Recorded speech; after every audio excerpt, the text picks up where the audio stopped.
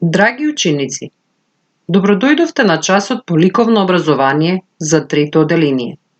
Јас сум оделенскиот наставник Ирина Трајковска во Основното општинско училиште Ацо Шопов од Скопје. На денешниот час по ликовно образование ќе обработиме наставната содржина разновидност на бои. На часот ќе сликаме со темперни бои на тема прослава во семејството. Да започнеме.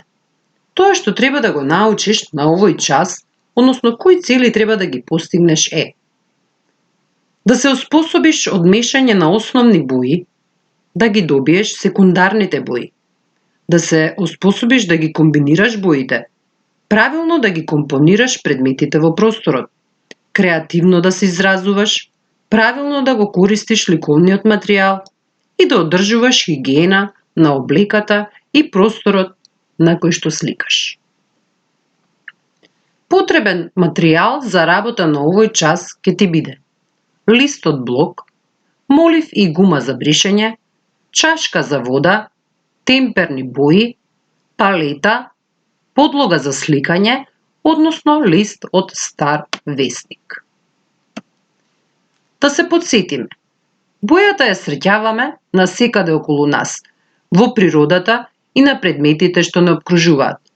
Бојата ја гледаме со помош на светлината. Без природна или вешташка светлина нема боја. Да се потсетиме и како се добиваат секундарните бои од спектарот кои произлегуваат од основните бои: црвената, жолтата и сината. Со мешање на основните бои, црвена, жолта и сина, ги добиваме секундарните. Односно, со мешање на жолта и црвена ја добиваме портокаловата, со мешање на жолта и сина ја добиваме зелената и со мешање на сина и црвена ја добиваме виолетовата. Со додавање на поголема количина од една примерна боја, како што е прикажано на сликата, ги добиваме нијансите на секундарните бои. Со додавање на црна и бела ги добиваме посветлите и потемните тонови на сите бои.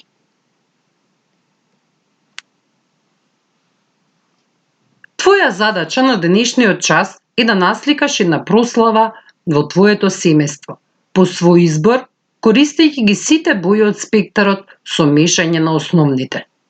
Можеш да нацрташ роден ден, домашна верска слава, верски празник кој го прославуваш во домот, например Великден, Бајрам, Нова година, Божик и други. Можеш да насликаш еден момент од некоја прослава, например дување на свеќички за роден ден, украсување на домот за прослава, подготвена трпеза за слава, веселби и други моменти. Не заборавај, додека го сликаш цртежот со темперни бои, сликаш на рапавата страна од листот. Можеш да започнеш со нежни движења на моливчето, исцртај ги контурните линии на она што сакаш да го представиш.